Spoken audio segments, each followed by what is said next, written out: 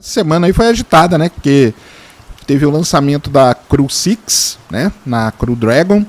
Aí no primeiro dia que foi lançado deu scrub, deu um problema lá na ignição. Aí 2 dias depois lançou. E essa madrugada teve acoplamento, teve um pequeno probleminha também, né? Legal pra caramba. A coisa mais legal assim que pira a nossa cabeça é o seguinte, para o pessoal entender, né? Todo o acoplamento de cápsula com a estação espacial é totalmente automático. Ninguém põe a mão em nada. Então a cápsula vem, ela tem todo um esquema lá para se acoplar. E quando ela foi acoplar, o pessoal vai lembrar do filme Perdido em Marte.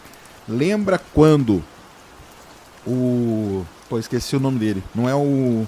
é o Matt Damon. Porque o Matt Damon é o vilão no Perdido em Marte. E ele é o cara do Interestelar também, né? Não, no Interestelar, na verdade. Ele é o vilão no Interestelar. Quando ele vai acoplar com a nave, dá um problema. Sim. Porque aquele gancho, a gente chama de hook, não fecha. E o problema que deu ontem na Crew Dragon foi esse. Que isso? Então, na hora que ela foi para acoplar, ela estava a 20 metros da estação, deu um problema nesse gancho, em um dos ganchos. E aí, olha como que é legal, cara. Os caras aqui da Terra escreveram um programa novo, um código novo de computador, desligaram o computador, religaram o computador, subiram o software novo, e aí quando eles subiram o software novo, tudo deu certo para acoplar. Cara, que e isso tudo eles fizeram em 1h30. Que isso, sério? Em 1h30 eles detectaram o problema, programaram de novo, rebutaram tudo, subiram o programa novo, e deu certo, e acoplou, e os caras já estão na estação. E esse processo, enquanto a galera tá lá fora, que eles... Qual que deve ser a sensação, né? A chance de dar uma merda é muito grande, então, né? De morrer todo mundo. Então, os astronautas, a gente sabe, né? A gente sabe que os astronautas são treinados e tudo e tal. Mas você via lá a perninha dele lá, ó, tava balançando. Então ele tava meio... Eu acho assim, que medo, talvez não, né? Mas talvez ele tava, vamos dizer assim, meio ansioso, né? Pode ser, né? Porque aí o negócio é o seguinte, aí o pessoal, mas e se não der certo e tal? Tem todo um protocolo. Se ela não acoplasse, ela sairia dali e hoje ela tentaria de novo. Então eles teriam um dia para tentar resolver o problema. Caso não desse de jeito nenhum, ela volta para a Terra, entendeu? Volta normal, tudo automatizado. Volta, né? Tudo automatizado. Então... Mas o legal é ver, né, como esse negócio de programação, ela resolve realmente quase qualquer coisa, né, cara? Os caras estavam lá no espaço, quieto, os caras aqui da Terra, lá no escritório da SpaceX, lá na Califórnia, programaram, e o legal é que o cara ia atualizando a gente. Ele falava, ó, estamos resolvendo aqui, estamos fazendo o programa. Aí passava 10 minutinhos, ó, o programa já está feito, nós vamos testar. Passava mais 10 minutinhos, ó, estamos testando o programa, agora nós vamos rebutar. Passava mais 10 minutinhos, ó, vamos subir o novo programa agora. Ó, fizemos as últimas checagens e pronto, deu certo. Então, para quem acompanhou lá de madrugada com a gente, é legal porque você vê toda a sequência de trabalho dos caras, entendeu? Então isso que é tecnologia, né? Tecnologia é um negócio muito foda. É muito foda, e eu lembrei também, você falando do caso daquele russo que ficou, sei lá, 1 ano no espaço por causa da Guerra Fria, foi isso mesmo?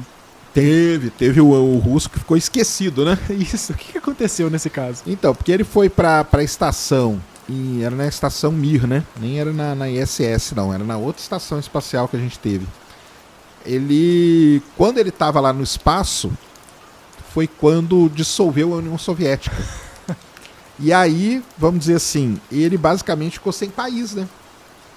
Porque ele era soviético, mas com certeza ele era de alguma república ali.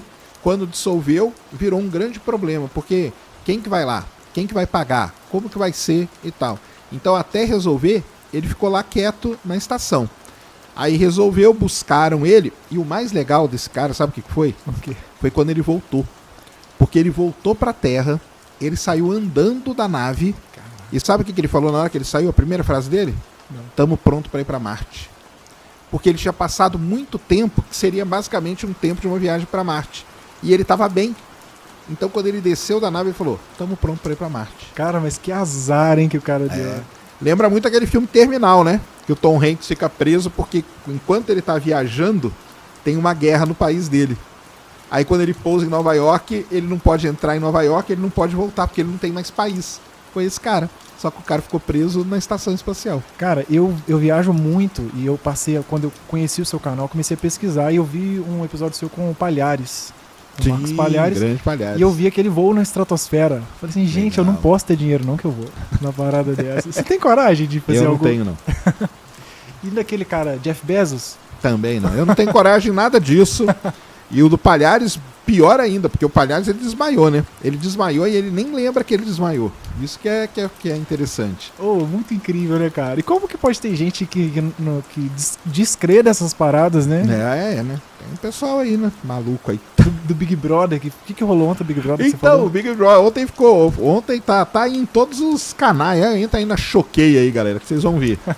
Tá lá, porque aquela... Eu não sei, porque eu nem sei quem tá assisto. no Big Brother. É a... Quem que é? Acho que é a menina lá que jogava vôlei lá. Pô, esqueci o nome dela. Ela tava lá assim, meio pensativa. Isso que é o problema, cara. Não fique com a cabeça vazia, pessoal. Cabeça vazia, você começa a pensar. Você começa a pensar umas besteiras. E ela começou. Aí ela falou assim, cara, eu não briso nesse negócio da Terra, não. Como que ela pode ser redonda e a gente não cai?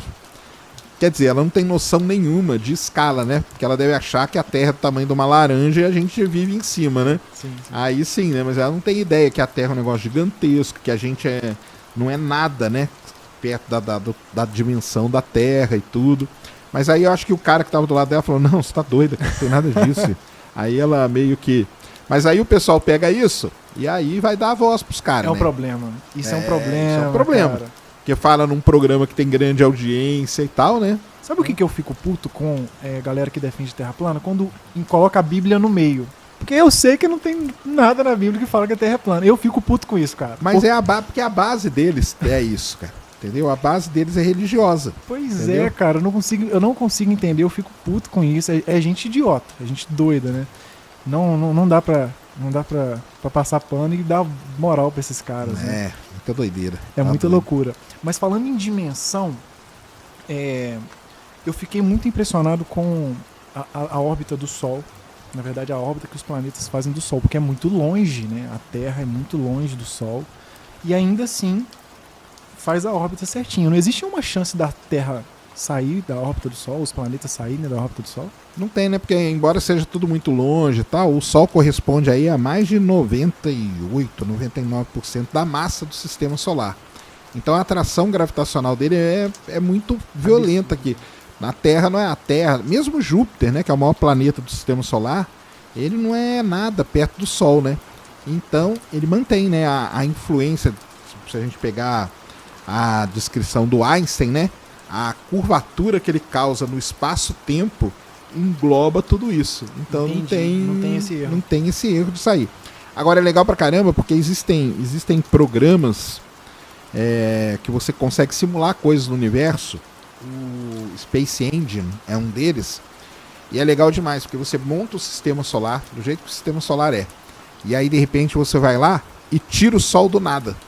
Como se o Sol desaparecesse instantaneamente. Isso aí não tem como acontecer. Só para você ver o que acontece com os planetas. Então cada um vai para um lado, alguns deles vão se chocar e tudo. É legal pra caramba isso aí. Porque aí não vai ter mais o Sol dominando. Uhum. E aí vai começar as interações entre os planetas. Então quem está mais perto de Júpiter, a tendência é ficar perto dele. Quem está mais longe, a tendência é escapar do sistema solar, entendeu? As luas dos grandes planetas, Júpiter, Saturno, Urano e Netuno, a formação, primeiro, né? Porque quem não sabe, o Mercúrio não tem lua, Vênus não tem lua. Aí a Terra tem lua. A nossa lua é a maior lua se você levar a proporção ao planeta. Sim. Não é a maior lua do sistema solar é Ganymedes, né? Em tamanho absoluto. Júpiter. Saturno. Isso, de Júpiter. Só que em proporção a nossa lua é a maior. O negócio é o seguinte, que a nossa lua, provavelmente a formação dela foi um objeto que chocou com a Terra, Theia, lá no comecinho do sistema solar, saiu um monte de partículas se aglutinaram na órbita da Terra e formou a nossa lua. Marte tem duas luas, que é uma grande questão. A gente não sabe se as luas de Marte foram formadas por colisão, igual a lua da Terra, ou se foram formadas por captura, porque Marte está muito perto do cinturão de asteroide. Como elas são muito pequenininhas, Marte pode ter capturado 2 pequenos asteroides. Se você analisa hoje os dados, tem, vamos dizer assim, dados que corroboram as duas ideias. Beleza? Por isso que o Japão vai mandar uma missão para lá, chama MMX. Mars Mission Mars Moon Explorer, a exploradora das luas de Marte, para a gente ter essa ideia. Os outros planetas, que é Júpiter, Saturno, Urano e Netuno, todas as luas deles foram capturadas. São objetos que existiam no começo do Sistema Solar, passaram perto e foram capturados pela gravidade. Então não teve colisão, não teve nada disso. Pode ter tido colisão entre eles depois, isso aí pode. Mas a formação daquelas luas ali é bem diferente. Tanto que a gente tem Tritão, que é uma lua de Netuno, que era um objeto lá, companheiro de Plutão, e quando ele escapou, ele começou a vir para dentro do Sistema Solar, mas ele foi capturado por Netuno. Que isso, cara. E as outras luas todas, então, Io, Calisto, Ganímedes, Encélado, Titã, todas são luas capturadas. Eram objetos que estavam vagando por aí e foram capturados por esses planetas. Então tudo que orbita um planeta, naturalmente é uma lua. Essa é a definição, né? Da União Astronômica Internacional até. Qual o planeta que mais te intriga no Sistema Solar?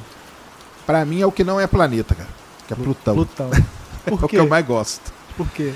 Cara, assim, Plutão é muito interessante porque ele é um objeto que está muito longe. É um objeto que ele tem toda uma... Por exemplo, como que ele tem atmosfera? Então ele tem atmosfera. Ele tem uma atmosfera. Não só ele tem uma atmosfera, mas a atmosfera de Plutão é muito parecida com a da Terra. Ela tem camadas. Então, para quem não sabe, né, a atmosfera da Terra tem camada, né? Vocês estudam aí na escola. Troposfera, ionosfera, estratosfera. Plutão tem camada também na atmosfera. Que isso, cara? Que é um negócio impressionante. Como que é um objeto tão longe, tão pequeno, e ele é muito complexo. Ele tem toda uma geologia complexa. Ele tem criovulcão, ele tem montanha, ele tem planície. Ele tem um lugar lá que parece Antártica, né? É uma planície antártica. Ele tem cratera, tem fratura, ele tem um monte de coisa. Então, e além disso, o interior dele deve ser algo meio derretido. Como que o negócio está tão longe, tem todas essas complexidades, entendeu? Que isso, cara, eu não Porque sabia. os outros, Júpiter, Saturno, Urano, Netuno, a gente entende muito bem como eles se formaram, por que eles são daquele jeito ali, a gente entende. Não é tão misterioso, são muito interessantes e tal. Marte é muito legal por conta de estar muito perto, ser o único de todos os planetas que a gente pode pousar um dia, nenhum outro a gente pode. Mercúrio não dá, Vênus é muito quente, os outros todos não dá para pousar, então só... Isso até é uma pergunta que o pessoal faz, por que o pessoal quer tanto ir para Marte? Porque é o único de todos que dá pra gente pousar hoje. Só esse. Entendi. Talvez no futuro a gente consiga pousar em alguma lua, Europa, Encélado e tal. Talvez, mas elas são muito longe. Imagina você viajar 5, 6 anos. O pessoal já não quer viajar para ir para Marte, né? É verdade. Então Marte é muito legal por conta disso. Mas Plutão tem toda uma característica geológica, que é a minha área, né? Que é geologia, geofísica. Para quem estuda isso, é muito interessante. Como que ele se formou, da onde que ele veio e tudo mais. Então, eu acho um dos objetos mais intrigantes. Aí que e por que ele não foi mais considerado planeta? Então, né? Isso aí aconteceu lá em 2006, né? Em 2005, o pessoal começou a descobrir muitos objetos grandes do tamanho de Plutão, alguns até maiores que Plutão, pertinho dele. E aí aquele negócio, né? Pô, a gente descobriu um monte de coisa aqui, que é muito parecida com Plutão. Ou tudo isso vai virar planeta, Entendi. ou nós vamos ter que mudar alguma coisa no Sistema Solar. Porque senão o Sistema Solar ia ter, sei lá, 20 mil, 30 mil planetas. Que é a quantidade de objetos que tem ali no cinturão de Kuiper. E aí a União Astronômica Internacional criou aquela classificação, né, que para ser planeta tem que ser redondo, tem que orbitar o Sol e tem que ter a tal da órbita limpa. Ou seja, ele tem que ser o objeto dominante na sua órbita. E Plutão não é, porque Plutão compartilha a órbita com objetos que são até maiores que ele. E aí o pessoal criou isso para meio que tirar esse negócio de ter não sei quantos. Mas é uma discussão muito grande que tem. Tem o pessoal que não gosta, tem o pessoal que defende que deveria ser uma outra classificação. e tal, e aí fica essa briga aí eterna. Titã é maior que Plutão? Não. Titã eu não sei, cara. Pode ser.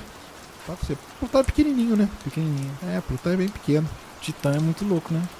Titã então aí das luas, né? Titã, Europa e Encélado são luas que são muito interessantes. Exatamente. Titã é um mundo cheio de lagos, né?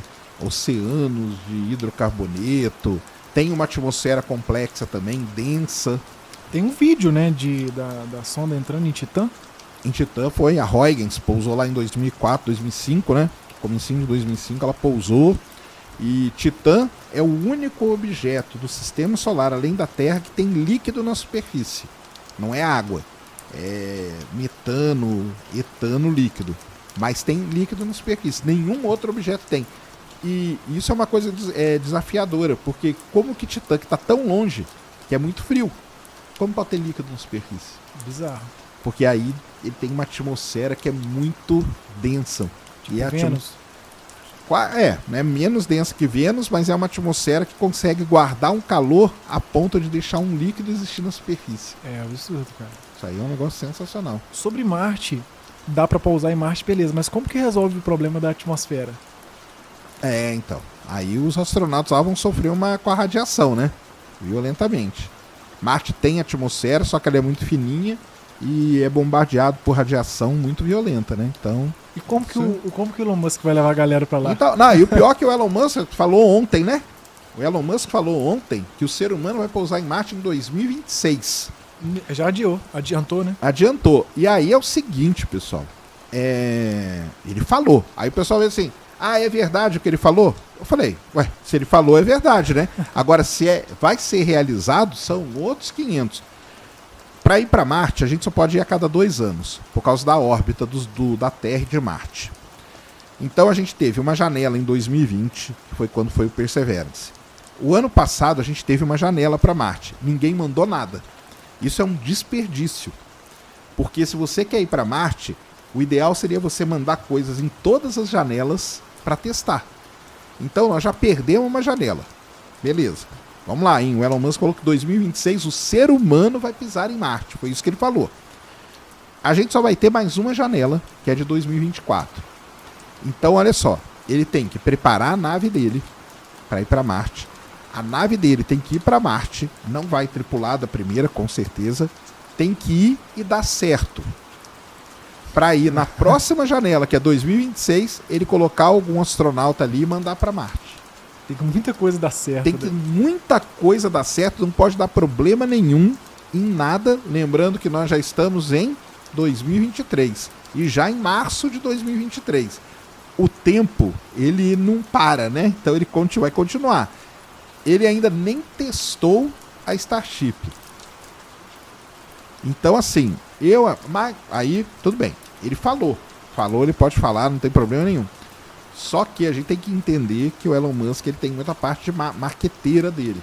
Sim. Então ele fala isso, de vez em quando ele solta umas coisas assim para atrair. Às vezes tá tudo meio quieto, entendeu? Aí ele vai lá e fala, aí pessoal, em 2026 o ser humano pousa em Marte, entendeu? Do nada. Aí atrai a galera, tal, não sei o quê. Só que você tem que analisar, para pousar em 2026, quer dizer que na próxima ele tem que mandar alguma coisa, tem que tudo dar certo. Lembrando que ele tem contrato com a NASA. E em 2024 ele vai ter que mandar uma para a NASA. Ou seja, 2024 pode ser um ano bem agitado para ele. Tem que mandar alguma coisa para Marte e para a NASA. Para depois, em 2026, ele ir para Marte. Então, não é fácil. Ele que fala em bombardear Marte para criar atmosfera? Ele falava, né? Ele parou, tinha essa ideia, parou. Ele não fala mais, não. Mas ele era famoso por isso. Ele tem até a camiseta dele, que é Nuke Mars, né? Que era jogar bomba atômica ali em Marte para levantar aquela poeira e ajudar a começar a criar uma atmosfera. E atrasar pra caramba também o processo, né? Até dissipar tudo. É porque o Elon Musk, cara, ele tinha, até há pouco tempo atrás, a ideia dele nem era colonizar Marte, não. A ideia dele era pior, era terraformar Marte.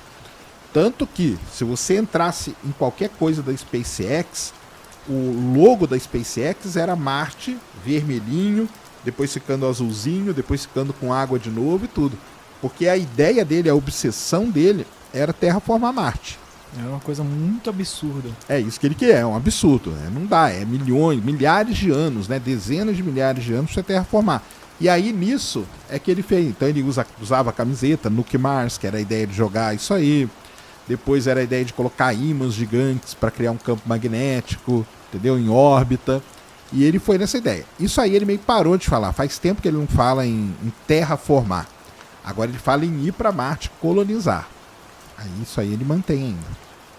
É muito, muito louco, né? Mas o ser humano, será que a gente vê a evolução, né, das coisas, né? A adaptação. Será que é possível alguma adaptação do ser humano em uma situação de Marte? Hoje, sei lá. Ah, não, hoje não dá. Hoje não dá porque tem radiação, a atmosfera lá ela não tem os gases que a gente precisa, né?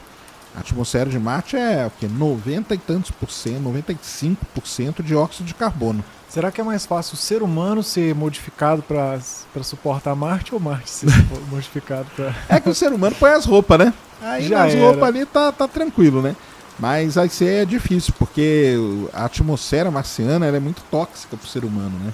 Então, o ser humano precisa de oxigênio, nitrogênio, né? Essas coisas. E a de Marte não tem, é dióxido de carbono puro. Então não dá, entendeu? Eu sou muito fã de Júpiter. Adoro Júpiter, Sim, cara. Eu acho ele é sensacional. bonito mesmo, a beleza dele ali. Acho muito intrigante também ele ser gasoso, né? Eu gostava muito de Saturno, mas eu passei a gostar mais de Júpiter. Inclusive, eu assisto muito os especiais sobre os planetas, sobre a Cassini, a Juno também. Da Juno não fez ainda, né? Não precisa da Juno, né? Qual Vamos fazer foi o da de Juno. de Júpiter? Foi especial o Júpiter mesmo que você fez. Cara, de Júpiter, eu já assisti umas 5 vezes aquilo. É muito incrível. O que eu acho mais incrível são as fotos, cara, que as sondas fazem. Isso me intriga muito, cara. É muito... Eu viajo, fico olhando pro céu assim, putz, cara, tem uma sonda muito longe, no caso da Voyager, né? A 2 que tá mais longe. É isso. A Voyager fotografou Plutão. Não. Não. A Voyager 2. A Voyager 2, ela chegou em Netuno e ela virou. Ela foi embora. Plutão só foi fotografado pela New Horizons. Foi uma sonda que foi mandada... Que é muito legal. Ela foi mandada em 2005, o lançamento dela. Plutão era planeta ainda. Em 2006, Plutão virou planeta não. E a sonda já estava a caminho de Plutão. Então ela foi lançada quando Plutão era uma coisa, chegou lá e ele era outra, né? Muito legal. Eu acho essas missões muito, muito bacanas. Eu acho que a Voyager é a maior, né? Delas. É, a Voyager é a que fez aí o tour pelo Sistema Solar, né? Passou por todos os planetas e tal. Foi legal pra caramba. Aliás, hoje é aniversário de uma foto muito famosa que a Voyager fez. Ela fotografou Europa, passando bem pertinho da grande mancha vermelha. E lá no topo das nuvens de Júpiter, ela fotografou a sombra de Io, que é outro satélite. Essa foto foi feita dia 3 de março de 79. Que isso. Hoje está fazendo 44 anos de uma das fotos mais famosas já feitas do Sistema Solar pela Voyager, no caso, a Voyager 1. Porque em Júpiter, a Voyager 1 e a 2 foram. As duas foram. As duas foram, Júpiter e Saturno. Aí a Voyager 1 chegou em Saturno, ela virou. Quando ela virou, ela fez a foto do pálido ponto azul. E a Voyager 2 passou Júpiter, Saturno, Urano e Netuno e depois embicou lá pra fora. Aí rumo ao nada, né? Rumo ao nada. Ou rumo a... Não sei, foi rumo a alguma estrela específica ou não? Só foi? Só foi, só vai. E tem ainda comunicação. Tem. Como claro. que é essa comunicação Comunicação via rádio. Ela tem lá a antenona dela, manda. Demora o sinal pra chegar, demora um dia e meio, sei lá, uma coisa assim. E tem. E ainda tem registro? Foto não, né? Não. Quando a Voyager 1 chegou em Saturno, como ela ia dali, ela ia arrumar para fora do Sistema Solar, o pessoal já falou, então vamos desligar todos os instrumentos dela. Aí antes de desligar a câmera, foi quando o Carl Sagan chegou para os caras, foi uma briga gigantesca. O Carl Sagan chegou para os caras e falou assim, ó, antes de desligar, vamos virar a câmera dela para fazer a foto de todos os planetas do Sistema Solar vistos lá de Saturno pela Voyager. O pessoal não queria, porque como a câmera ia apontar para perto do Sol, tinha o problema de queimar o sensor. Mas aí o Carl Sagan falou, mas nós vamos desligar a câmera, ela não vai me servir para nada. Então se queimar o sensor, não tem problema. Foi uma briga isso aí dentro da NASA, tal, não sei o que, até que ele conseguiu. E quando ela passou para Saturno, ela virou. Então tem a foto, chama Retrato de Família do Sistema Solar, tem Mercúrio, Vênus, Terra, Marte, Júpiter, tem todos os planetas E o da Terra ficou famoso por ser o Pálido Ponto Azul, que é o texto depois que ele fez e tal, não sei o quê. Então, depois disso, foram desligando todos os instrumentos dela. Deixaram só um instrumento que ele conta as partículas. Por quê? Porque quando a Voyager, hoje a Voyager ela está vamos dizer assim, um ponto de transição do sistema solar. Para sair. É porque não é para sair, né? É porque esse negócio de sair do sistema solar, elas nunca vão sair. Mas elas vão passar por camadas, vamos dizer assim. Entendi. Uma dessas camadas a gente chama de heliopausa, que é onde vai a influência do vento solar. Uhum. Então ela tem um equipamento ligado nela, que é assim, ela está viajando aqui. Então ela está sentindo as partículas do Sol. Hoje ela está num ponto que ela não sente mais as partículas do Sol e sente as partículas que vêm do meio interestelar. Que isso, cara. E aí o pessoal está mapeando essa interface aí, que é uma das interfaces do sistema solar, que é até onde o Sol tem a sua influência. Então tem gente que considera isso como limite. Qual que é o limite do sistema solar? Até onde o Sol tem influência. Mas não, porque depois tem muita coisa. Tem a nuvem de Oort, por exemplo, onde tem os cometas e tal. Isso ela está muito longe ainda. Mas aí a influência é gravitacional ou influência dos ventos? De radiação. De radiação. De radiação. A gravitacional já se perde Não, a gravitação chega, porque a nuvem de Oort tem cometa. E aqueles cometas que estão lá, aquele repositório de cometas, eles orbitam o Sol. Caramba, cara. Então, ainda é isso, por isso tem essa discussão, entendeu? Qual que é o limite? Então tem o pessoal que fala... Então, vocês podem ver aí, muita gente vai ver, a Voyager 2 já saiu do sistema solar. Ela não saiu. Ela está numa região de transição da heliopausa, que é considerado esse limite de radiação do Sol. Para sair vai demorar, nem vai sair, né? Provavelmente não vai, a não ser que saia daqui, sei lá, uns 2.000 anos, vai continuar. Ela tem combustível, entendeu? Eu vi um vídeo, você já deve ter visto, Time Lapse of the Future, já viu? Sim. Que diz que daqui 1.500 anos ela chega na próxima estrela, né? Não sei, na estrela mais próxima. Acho que é isso aí, deve ser assim, isso aí. Né? É uns 2.000, é isso aí. É isso mesmo. Mas até lá, pra chegar a foto aqui, já era. Não, aí não vai ter foto, né? Já desligou. Era, né? Já desligou tudo. E não tem como tem. mexer mais, né? Não. Tipo, cancela.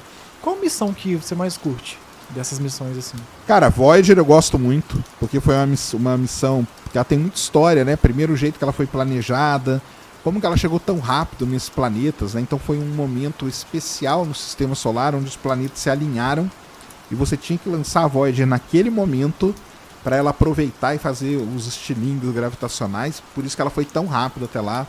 A New Horizons, que passou por Plutão e agora está lá no cinturão de Kuiper, uma missão que eu gosto. Cassini, não tem como, né? Uma missão que ficou 13 anos orbitando Saturno, né? E o legal é o seguinte, porque, por exemplo, a Voyager eu não acompanhei. Quando eu comecei a acompanhar, a Voyager já estava... Eu acompanhei ali o que eu vi original, vamos dizer ao vivo, que não era ao vivo, foram as fotos de Netuno, que é 89, entendeu? Entendi. Então, mas a Cassini acompanhou tudo. Né? A Cassini é muito foda. A Cassini eu acompanhei o lançamento, que foi em 97, e toda a jornada dela, a chegada dela em 2004, o pouso da Huygens em 2005 e toda a missão até 2017. Então, assim, essas missões que a gente acompanha tudo acabam sendo mais legais, né, pra gente, porque a gente acompanhou tudo. Então, por exemplo, o Opportunity, que é o roverzinho lá em Marte que desligou, né, há alguns anos atrás, 2-3 anos atrás, 2018, aliás. É legal também, porque a gente acompanhou tudo, o lançamento, a chegada, toda a missão até desligar. A Rosetta, que é aquela missão que ficou no cometa. A gente acompanhou o lançamento, a chegada e tudo. Então, essas missões que a gente consegue acompanhar tudo são mais legais. Mas a Voyager 1, Voyager 2, Pioneer, as missões antigas de Marte, Viking, todas elas são sensacionais. Eu acho a Cassini fascinante. A Cassini eu não sei o sentimento que você tem, mas quando eu vejo as fotos de Saturno, nossa, cara, dá uma sensação de grandeza assim do universo. Saturno é porque lindo. Ela fez muita imagem, né? Ela fez muita imagem, as imagens são muito bonitas, né? Elas foram feitas, as imagens, elas tinham esse intuito, né? Tinha muita coisa que ela estudou, logicamente, mas a Cassini foi uma missão que ela tinha o intuito de atrair o público. Então era um dos objetivos fazer essas imagens. A Cassini tem uma história muito legal, cara, porque a Cassini, ela tinha vários instrumentos. Então, como que é, né? Os caras se reúnem, vamos mandar uma missão para Saturno. Aí reúne todo mundo que quer estudar Saturno. Que instrumento que você quer? Eu quero esse, eu quero aquele, eu quero aquele, eu quero aquele e tal. E eles juntam todos. Só que aí isso passa o orçamento. Aí eles têm que cortar. E aí, por exemplo, eles falaram, cara, essa câmera aqui, que boa parte das imagens, quase 100% das imagens que a gente via da Cassini, foram feitas por uma mesma câmera. Porque ela tinha esse objetivo mesmo, de ser uma imagem bonita e tal. Aí eles falaram, essa câmera a gente não corta de jeito nenhum. E aí cortaram tal. Isso é uma coisa legal da Cassini. E outra coisa que uma brasileira, Rosali Lopes, trabalhou nela, na missão. Entendeu? Isso é sensacional. Uma pesquisadora brasileira que trabalha na NASA há muitos anos, trabalhou nessa missão. E uma outra coisa muito legal, a Cassini, ela foi uma missão movida a energia nuclear, pilha nuclear, só que em tempos modernos, né? Porque a Voyager foi também e tal, mas a Cassini foi em tempos modernos. E quando a pilha nuclear chegou no Kennedy Space Center, cara, pararam tudo. Tudo parou. Ela foi escoltada pelos militares, a pilha, um negocinho desse tamanho assim, mobilizou quase as Forças Armadas inteiras para poder levar.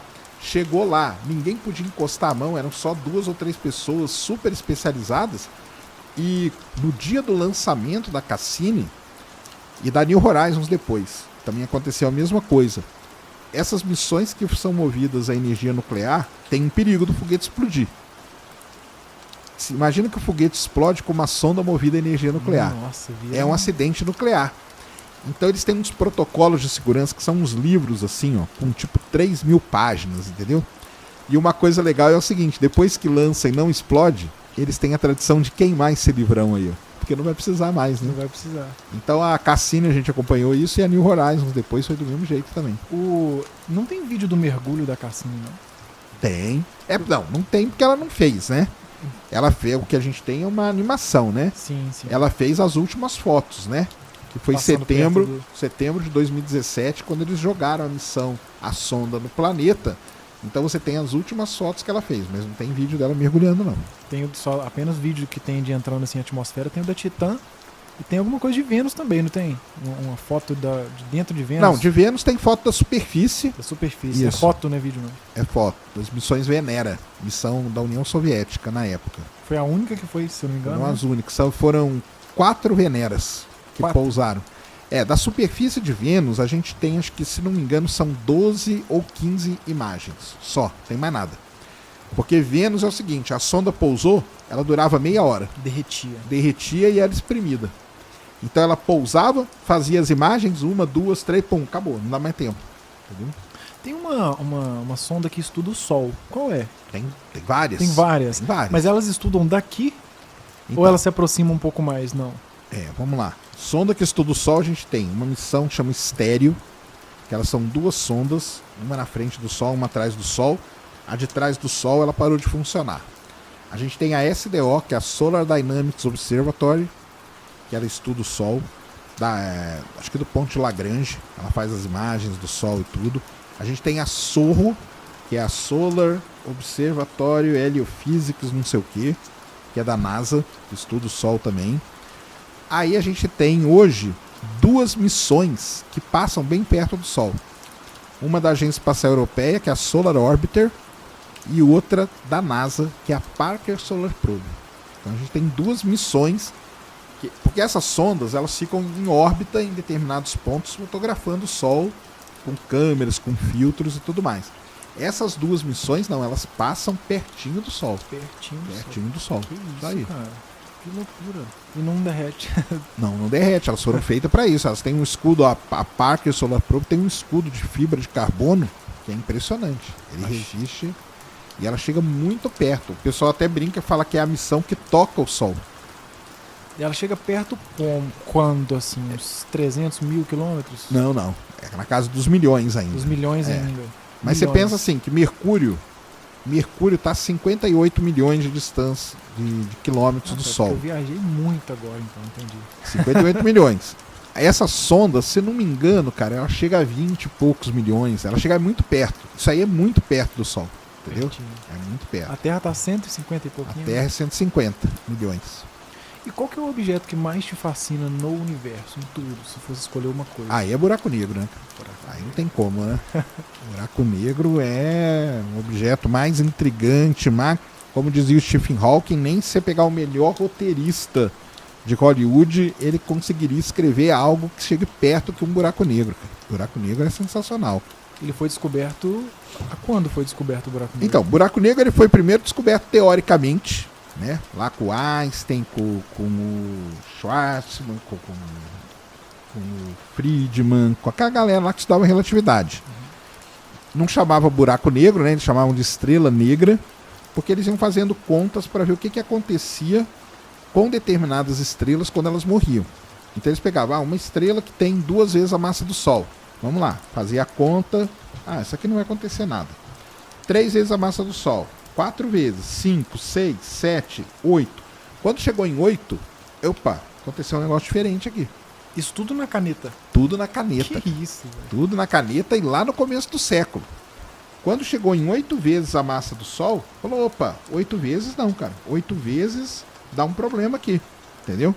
8 vezes acima da massa do Sol, a estrela explode como supernova. Então ela não tem uma vida igual às outras estrelas até 8 vezes a massa do Sol. Isso aí chamou a atenção deles, entendeu? Desses caras todos. Aí eles continuaram fazendo conta. Falaram, mas quando explode a supernova, não acaba a estrela toda, sobra um caroço dela. Tá bom, então vamos pegar esse caroço aqui. Se ele tem 1 vez a massa do Sol, 2, 3. Quando chegou em 3, falou, 3 aconteceu um negócio muito esquisito. Quando esse carocinho que resta, ele é 3 vezes mais massivo que o Sol, ele não suporta o próprio peso e vira um buraco negro. E até 3 vezes vira uma estrela de nêutrons. E aí o Schwarzschild, que é o cara que calculou o raio de Schwarzschild, que a gente chama hoje de horizonte de eventos, foi calculado por ele quando ele falou o seguinte, cada objeto tem uma distância que você chegou, a partir daquela distância você não sai mais. E aí que virou o tal famoso horizonte de eventos e tal. Então, toda essa galera calculou tudo isso. Não existia esse termo buraco negro. Não tinha nem ideia que ia chamar isso. O Einstein chegou a chamar de estrela negra, porque era uma estrela que ela ia ter uma força gravitacional tão forte que ela não ia emitir radiação. Então ia ser um objeto negro no universo, uma estrela que morreu negra. Aí, o tempo passou, ali na década, depois da Segunda Guerra, a Segunda Guerra Mundial foi muito importante para a astronomia por conta dos radiotelescópios. Durante a Segunda Guerra, o pessoal descobriu isso aí, e depois os astrônomos começaram a aplicar os radiotelescópios para observar o universo. E quando eles apontaram para um objeto, eles viram ali uma forte emissão em ondas de rádio, que eles chamaram de quasar. É um quasar. Eles não sabiam o que era ainda. Por isso que eles deram esse nome, que quasar é Quasi-Stellar Radio Source. Entendeu? É uma fonte de rádio quase estelar. E aí eles viram aquilo ali. Só que como eles tinham a radiação emitida, você consegue fazer as contas. E aí eles fizeram a conta, e na hora que eles foram calcular a massa daquele objeto para emitir aquela quantidade de radiação, deu uma massa absurda. Deu uma massa de centenas de milhares de vezes a massa do Sol. Que isso, cara. Aí os caras falaram, como pode existir um objeto desse? Não tá certo, isso aqui não existe. Refizeram, não. É um objeto supermassivo que eles chamaram. E aí eles voltaram lá na conta daquela galera, pegaram as equações da relatividade e tal, e aí foi assim que descobriram os buracos negros supermassivos. Na verdade foi um quasar que foi o primeiro objeto a ser descoberto. Foi o Einstein mesmo ou foi Stephen Hawking, não sei, que achou que ele estava errado e estava certo sobre os buracos negros? Não foi? O Einstein falou. Não, o Einstein não é que ele falou que estava errado. O Einstein falou assim: isso aqui é uma estrela negra e nós nunca vamos detectar na nossa vida, cara, entendeu? Mas aí, por conta disso, ele começou a ver como que as leis da física se comportavam perto de um objeto desse. Isso é que é legal do Einstein. Então ele viu que o que manda ali é a relatividade. Então ele começou a fazer as contas e ele falou, não, nesse objeto aqui, a gravitação universal do Newton e tal, ela para de funcionar. Tem que ter um negócio novo pra gente explicar. E aí ele foi desenvolvendo toda a teoria da relatividade em cima disso e tal, entendeu? E aí ele... Então, teoricamente, estava tudo ali. Só que ele falava, cara, isso aqui nós nunca vamos detectar. E não foi só isso, não. Onda gravitacional também. Ele pegou 2 desses objetos e se esses 2 objetos colidirem no universo? Aí ele falou, cara, isso aí vai ser uma colisão tão intensa que o tecido do espaço-tempo vai ondular igual uma superfície de um lago quando você joga pedra. E ele deu o nome para isso de onda gravitacional. E ele também falou, jamais vamos detectar isso. Entendeu? Isso em 1900. Isso em 1905, 1910, 1915, tudo ali. O cara foi um gênio mesmo. Aí, 100 anos depois, em 2015, nós detectamos a primeira onda gravitacional. 102 anos depois, a gente tinha a primeira foto de um buraco negro. Cara, que... Então, Mas antes também teve o filme do Interestelar, né, pô? e teve com o a filme do representação Interestelar, lá. com a representação. Então, aí, lá em 19... Isso aí do Quasar foi na década de 60, quando o pessoal descobriu aquele Quasar. Aí o pessoal falou, opa, então tem esse objeto existe. E aí eles começaram a apontar, começaram a descobrir vários outros objetos. E algumas pessoas falaram assim, cara, a gente está vendo que é uma galáxia que tem esse objeto. Vamos apontar para nossa galáxia para ver o que acontece? E aí apontaram para nossa galáxia, lá para o centro dela. E lá eles viram que tinham estrelas que tinham uma órbita muito esquisita. E quando você tem alguma coisa orbitando alguma coisa, isso é muito bom, porque você tem parâmetros para você fazer o cálculo. Aplica lá a lei da gravitação, G(m)(m) dividido por d ao quadrado e tal. Os caras aplicaram e descobriram que no centro da galáxia tinha um objeto que tinha 4 milhões de vezes a massa do Sol, que é o buraco negro daqui da Via Láctea. Então, esse cara aí, esses 2 caras foi que ganharam o prêmio Nobel em 2019 por conta disso, dessa descoberta. E é o Sagitários A estrela. Que aí virou Sagitários A estrela. Por que é Sagitários A estrela, né? Porque fica na constelação de Sagitário e o A, quando você tem a estrelinha nesses objetos, então tem o M87 estrela também. Ah, não sabia. São objetos que emitem muita radiação em ondas de rádio. Então, o Sagitários A estrela é Por que é A? Porque é a primeira fonte emissora de ondas de rádio na constelação de Sagitário. Então, Sagitários A estrela. Entendi. Entendeu? Tem um propósito. Porque não tem só ele, né? Tem várias outras. Se você pegar o mapa do centro da Via Láctea, tem o Sagitários B, Sagitários B1, Sagitários não sei o que, entendeu? Tem várias outras fontes ali. Deve ser uma loucura no centro O da centro da galáxia. Via Láctea é uma loucura. É uma loucura. E aí tem o Sagitários, a estrela ganha esse nome. Então, quando você tem uma fonte emissora de ondas de rádio muito intensa, você dá um nomezinho de estrela para ela. Tá? A convenção. Estrela. A estrelinha ali. E dá pra calcular até onde a gravidade dos buracos negros alcançam? Sim, aí é o Schwarzschild que calculou isso. O Schwarzschild era um cara lá, contemporâneo do Einstein, um alemão, Karl Schwarzschild, e ele calculou o raio de Schwarzschild, que a gente chama de horizonte de eventos, que é a influência gravitacional. Entendi. Mas ela não é... Por exemplo, tem a questão da matéria escura, que ninguém sabe o que é também. A minha dúvida é, tudo orbita esse buraco negro no centro da Via Láctea? Essa é uma grande questão que tem. Não é. A gente orbita o centro da galáxia. Beleza, mas a gente não está orbitando o buraco. O buraco negro está ali no centro da galáxia. Porque tem galáxia que o buraco negro está deslocado do centro. E acontecem efeitos ali, mas os objetos continuam orbitando o centro da galáxia. Entendi. Que loucura. E nós não vamos cair nele, não vamos ser sugados por ele, nem nada disso. A não ser que a gente chegue perto. O perto é o quê? O horizonte de eventos. Que é muito perto mesmo. Aí é muito perto, porque é questão ali de 2 anos-luz de distância dele. Entendi. E nós estamos a 26 mil. 26 mil. Estamos tranquilos. Ah, o perto ainda é longe, né? Tipo assim, aos nossos Sim. parâmetros, né? É uma coisa... E eu tenho a sensação, quando eu vejo o buraco negro engoliu uma estrela. Isso aconteceu em, sei lá, aconteceu em 4 segundos. Qual que é o processo? Quanto tempo demora para um buraco negro engolir uma estrela? Então vamos lá. Uma coisa muito legal que está acontecendo, até fiz vídeo essa semana disso. Os astrônomos, eles gostam de estudar o centro da galáxia. É muito complicado, mas hoje a gente tem equipamento que consegue ver todos aqueles objetos ali no centro. E faz 20 anos, olha só que legal, faz 20 anos que os astrônomos descobriram um objeto que está esticadinho em direção ao buraco negro da Via Láctea. Esse objeto, ele não é uma estrela, muito provavelmente ele é o resultado da colisão de duas estrelas, criou uma nuvem de poeira e de gás, e essa nuvem de poeira e de gás está sendo puxada pelos Sagitários à estrela. Faz 20 anos que ela está sendo engolida. Entendi. Entendeu? Aí eles já calcularam. Em 2036, essa nuvem, que parece que ela está orbitando, mas está sendo engolida, ela vai passar mais perto ainda. Então pode ser que em 2036 ela seja totalmente devorada pelo buraco negro. Entendi. Então é um período assim, sei lá, uns 50 anos. Se você pegar assim, menos de 60 anos. Que é uma coisa muito legal, né? Mas tem essa coisa, por exemplo, o primeiro contato ali é demorado e quanto mais vai se aproximando, vai se acelerando esse processo dele engolir a estrela? Vai ficando mais sim. rápido? Mas o mais rápido demora anos. Entendi. Demora anos. Que legal, cara, que legal. É porque quando a gente vê, no caso, esse caso é um caso muito, tanto que virou uma notícia muito impressionante.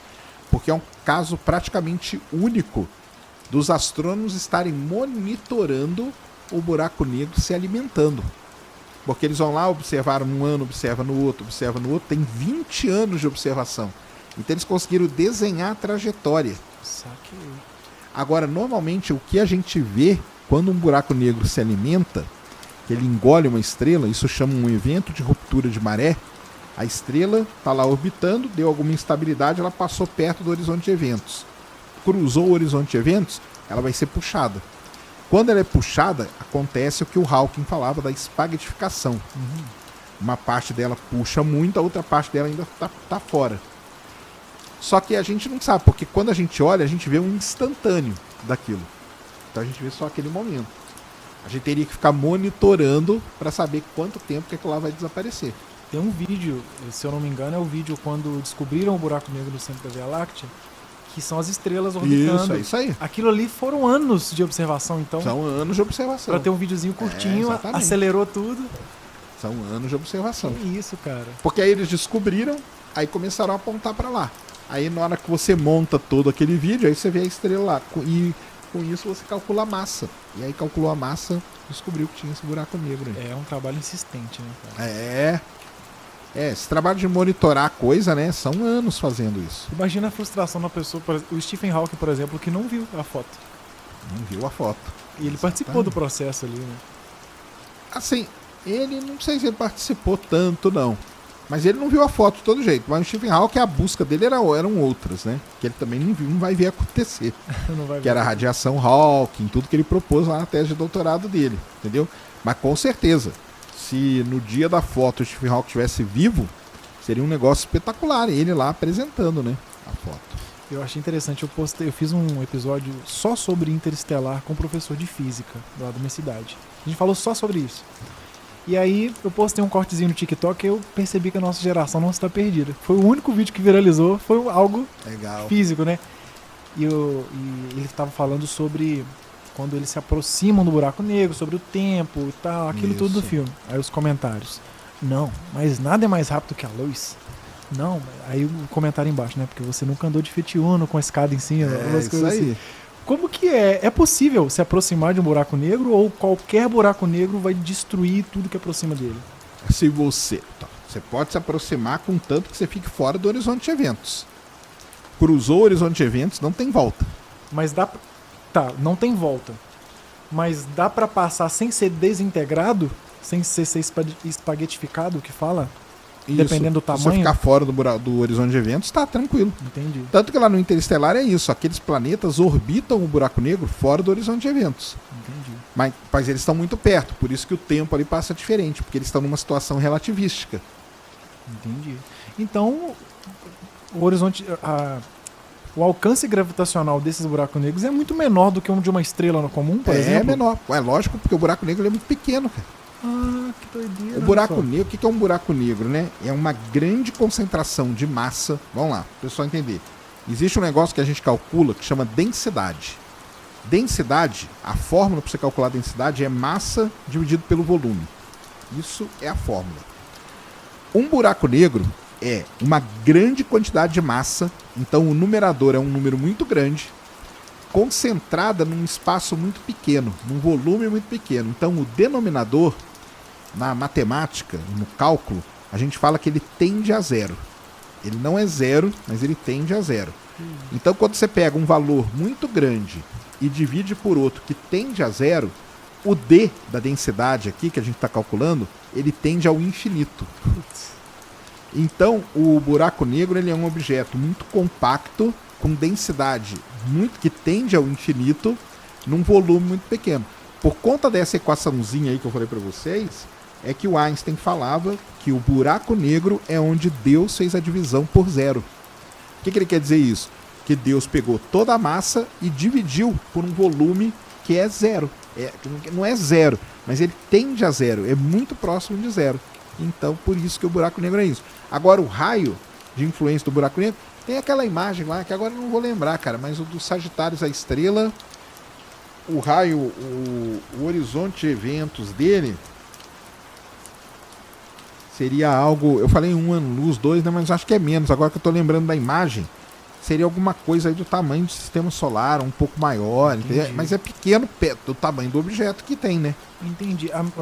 Na minha cabeça era, por ser muito massivo, por isso que eu perguntei se tudo na nossa galáxia orbitava lá. Eu pensei que o alcance gravitacional dele era um absurdo também. Nós não sofremos influência dele. Nós estamos muito longe, Qual que é o buraco negro mais próximo daqui? O mais próximo daqui é um buraco negro que foi descoberto pela missão Gaia há pouco tempo agora. É um buraco negro, uma coisa importante, né? Nós estamos falando de buracos negros supermassivos, mas não existe só esse tipo.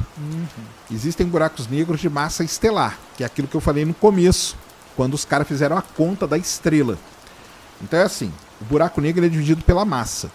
Se um buraco negro tem de dezenas de vezes a massa do Sol, até 100, 100 e pouquinho, a gente chama ele de buraco negro de massa estelar. Se o buraco negro tem de centenas de vezes até milhares de vezes, a gente chama de buraco negro de massa intermediária. E se o buraco negro tem de dezenas de milhares até bilhões de vezes a massa do Sol, são os supermassivos. Hoje tem um pessoal que divide. O supermassivo vai até milhões de vezes a massa do Sol, e se tem bilhões, o pessoal criou uma nova classificação que é o ultramassivo. Mas é um negócio assim que não é consenso, não. Então tem essas três coisas. Buraco negro de massa estelar, tem muitos espalhados aí. Estima-se que na Via Láctea tenha 100 milhões de buracos negros de massa estelar. Porque são estrelas grandes que foram morrendo e se transformaram em buraco negro. O mais próximo da Terra está a 1.500 anos-luz de distância. 1.500 anos. Que legal. Só que ele é muito pequenininho. Não dá para fotografar. Não dá nem para... Então, como que foi descoberto? Isso que é legal. Existe uma missão chamada Gaia, da Agência Espacial Europeia, que ela fica fotografando todas as estrelas da galáxia. Ela já fotografou 2 bilhões de estrelas, 2 bilhões de estrelas. E no meio de tudo isso, os astrônomos pegam aquilo ali e ficam estudando. E aí eles viram que tinha uma estrela, a Gaia tá faz bastante tempo, então a Gaia monitora também. Então eles viram que tinha uma estrela, quando eles fizeram a conta, a estrela tinha um movimento muito rápido, claro. E ela estava orbitando um nada. Então ela estava orbitando aqui e não tinha nada para ela orbitar. Aí eles pegaram aquilo ali e falaram, vamos ver isso aqui com cuidado. Fizeram a conta e descobriram que aquela estrela orbita um buraco negro com 1.500 vezes a massa do Sol. 1.500 vezes? Não, 1.500 vezes é... Não, de 80... Como que é? 70 e poucas vezes a massa do Sol a 1.500 anos-luz de distância. Entendi. Muito legal. Esse é o mais próximo de nós, mas ele é muito pequenininho e tal.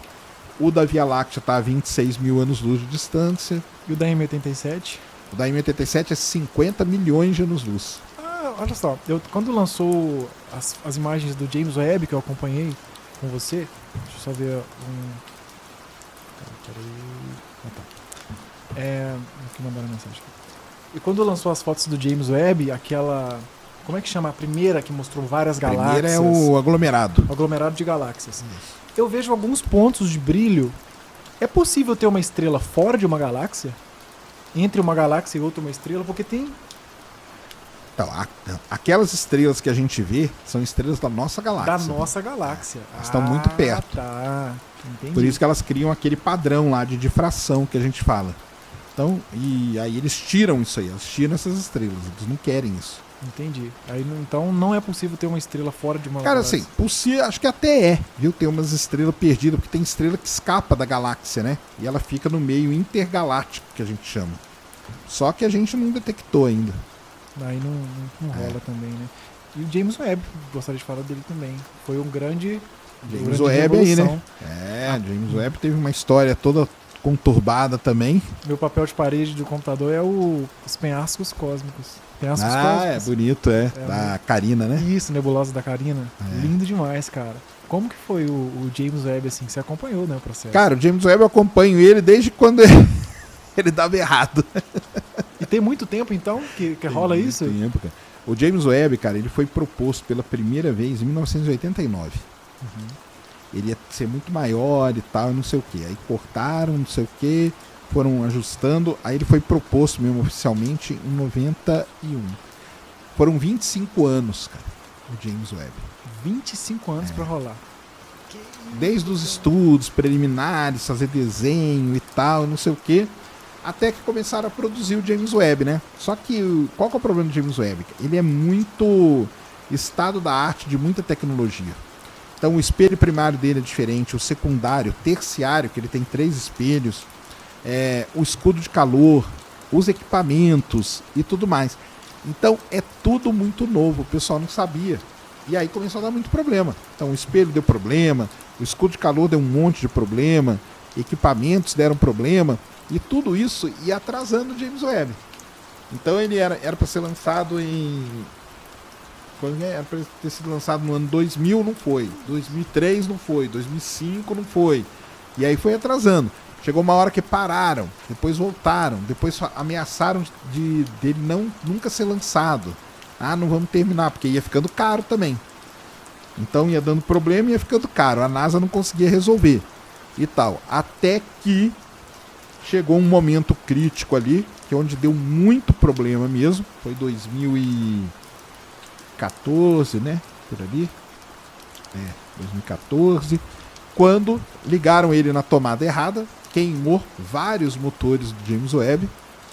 Abriram o escudo de calor rasgou em vários pontos.